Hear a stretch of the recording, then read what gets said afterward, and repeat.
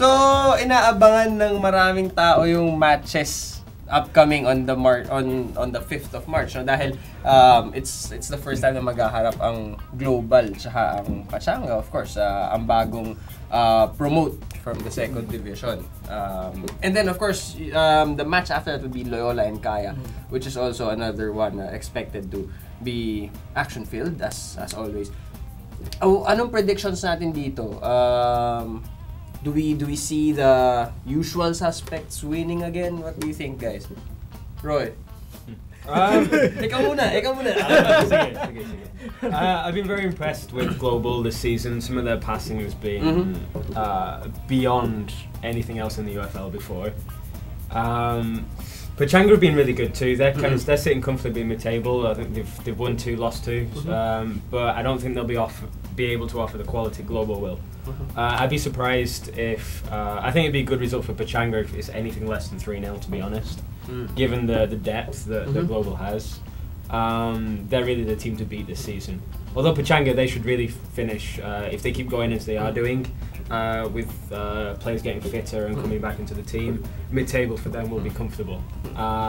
So Loyola-Kaya, that would be good because it's Loyola's first real test this season. Yes. They've looked really good themselves. They've played really well, but it'll be their first test against a team that did really well last season, though are looking a bit shaky so far. I think Kaya are 6th in the league at the moment. Yes. Won 1 out of 4, if I'm right. Which is won 1, drawn 1. A rather surprising and new place for them to be in. Yes, in the table. And they beat Loyola in the Smart National Championships too. Right. So they'll need a win here if they're going to kickstart the season. Otherwise, they're going to get left behind too far. And last season, sorry. No. Last season, Global and Kaya lost 2 games. So if it's going to be something similar, they'll be out of the title race if they don't get anything out of this game. We were discussing a while ago about Global and Pachanga. Currently, after the game, the last game of Pachanga against Nomads, I mean, they lost 1-0. I mean, it's not the. I don't see the Red Phoenix nga sinasabi nila na as the potent Red Phoenix as compared to before.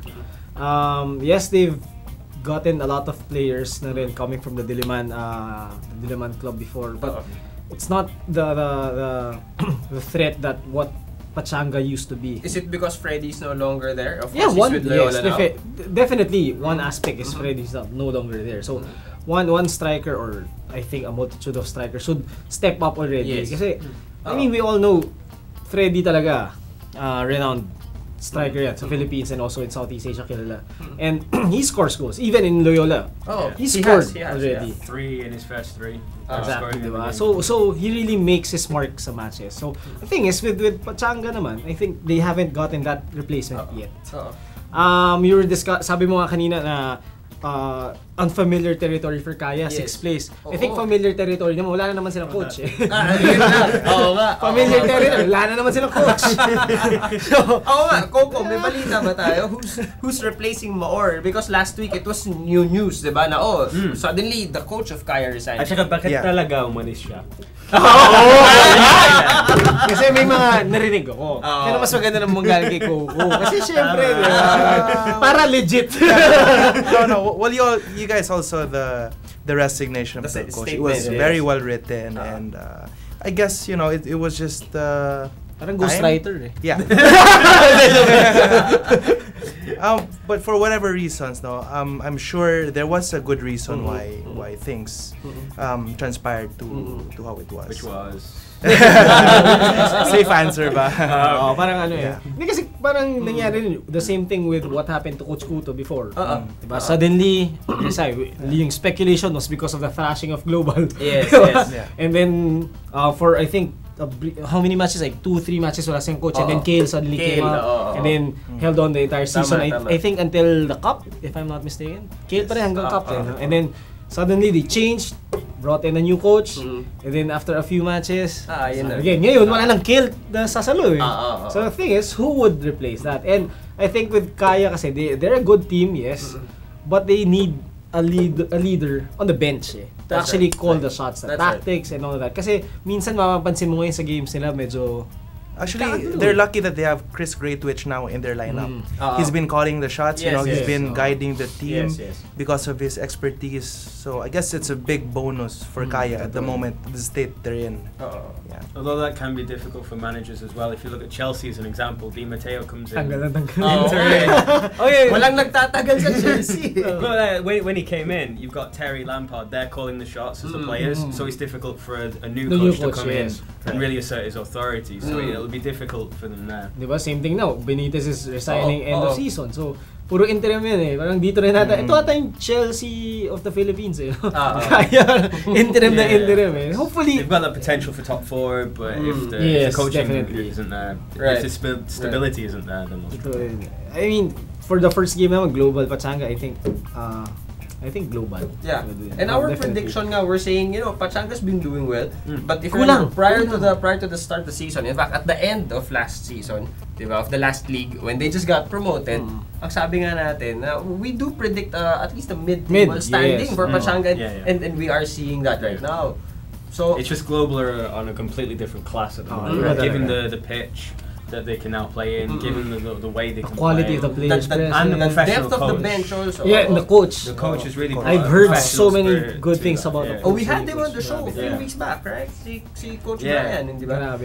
And also, you've noticed that it's the new players that Global has brought in who actually have been scoring goals for them, di ba? Si Starosta, di ba? So makita ngayon lang sa Pachanga Global. Anto! Holding the medal against the middle of the midfield of Global. Gusto ko makita dun kasi syempre the experience and the discipline and the conditioning of Coach Santo against 4 good players. Honestly, there are 4 good players there. So I hope Pachanga also, the other players of Pachanga step up to hold their ground against a very powerful team in Global.